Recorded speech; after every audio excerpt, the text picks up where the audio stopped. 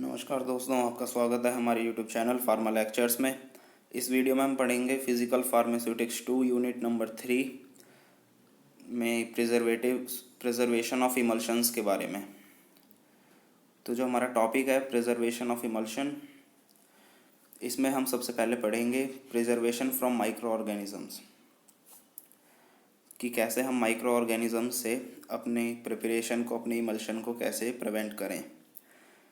अगर हमारे इमल्शन के अंदर माइक्रो ऑर्गेनिजम्स की ग्रोथ हो जाए तो हमारे इमल्शन का कलर, टेस्ट, ऑर्डर और पीएच चेंज हो जाता है।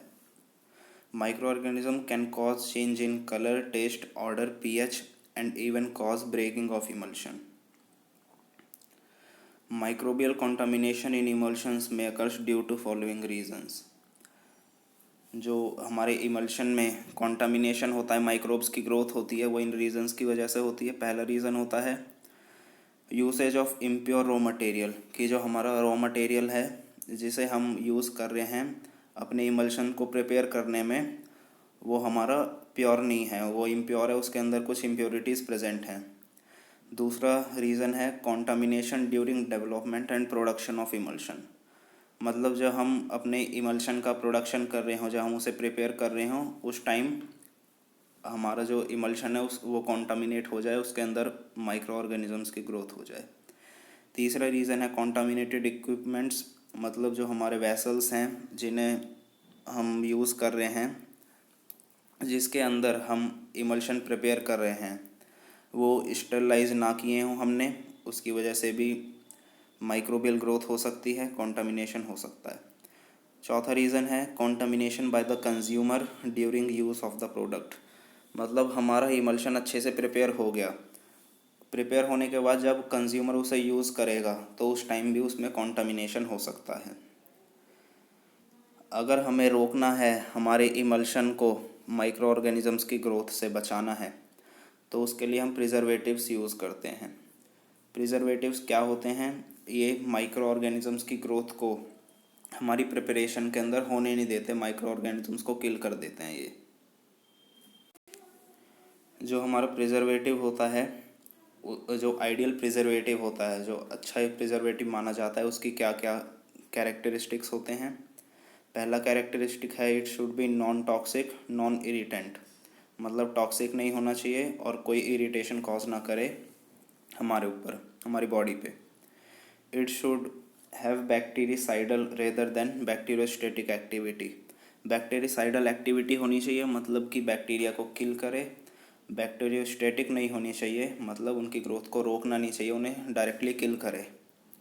It should be effective against wide range of pH.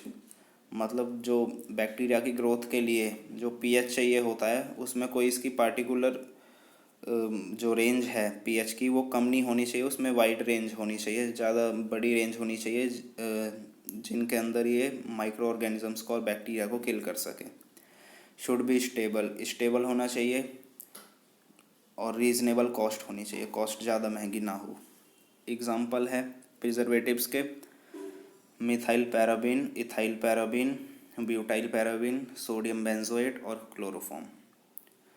जो दूसरा टॉपिक हम प्रिजर्वेशन ऑफ इमल्शंस में पढ़ेंगे वो है प्रिजर्वेशन फ्रॉम ऑक्सीडेशन, कि हम अपने इमल्शन को ऑक्सीडेशन से कैसे बचाएं, ऑक्सीडाइज होने से कैसे बचाएं।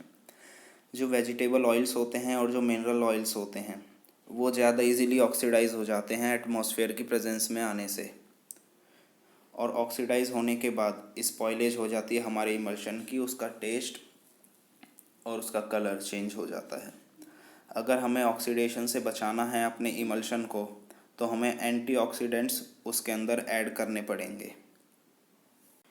जो एंटीऑक्सीडेंट्स होते हैं वो एजेंट्स होते हैं जो हमारे इमल्शन को या किसी भी प्रिपरेशन को ऑक्सीडाइज होने से रोकते हैं। आइडियल जो हमारा एंटीऑक्सीडेंट होता है, उसकी क्या क्या प्रॉपर्टीज़ होती हैं? पहला, नॉन टॉक्सिक और नॉन इरिटेंट होना चाहिए। दूसरा, कलरलेस होना चाहिए और टेस्टलेस होना चाहिए, कि जो हमारा इमल्शन है उसका कलर मान लो वाइट है और जो हमारा एंटीऑक्सीडेंट है उसका कलर रेड है, तो कलर उसका चेंज हो जाएगा ऐसे में। तो इसीलिए जो हमारा एंटीऑक्सीडेंट है उसका जो कलर है वो कलरलेस होना चाहिए, कोई डेफिनेट उसका कलर ना हो, और टेस्ट लेस होना चाहिए, उसका कोई टेस्ट भी नहीं होना चाहिए, क्योंकि वो जब हम उसे ऐड करेंगे इमल्शन के अंदर तो वो हमारे टेस्ट को चेंज कर देगा इमल्शन के। Stable over wide range of pH, जो इसकी एक्टिविटी करने की, अपना एक्शन शो करने की जो पीएच की रेंज है वो ज़्यादा होनी चाहिए। Should be effective at low concentration, अगर हम इसे कम क्वांटिटी में भी ऐड करें हमारे इमल्शन के अंदर तो इसमें इतनी एबिलिटी होनी चाहिए कि हमारे इमल्शन को ऑक्सीडाइज होने से ये रोक सके। और लास्ट है रीज़नेबल कॉस्ट, कॉस्ट कम होनी चाहिए। Example BHT butylated hydroxytoluene, BHA butylated hydroxyanisole, gallic acid और प्रोपाइल गैलेट। तो दोस्तों इस वीडियो में बस इतना ही। वीडियो पसंद आई हो तो वीडियो को लाइक करें, शेयर करें और चैनल को सब्सक्राइब करें।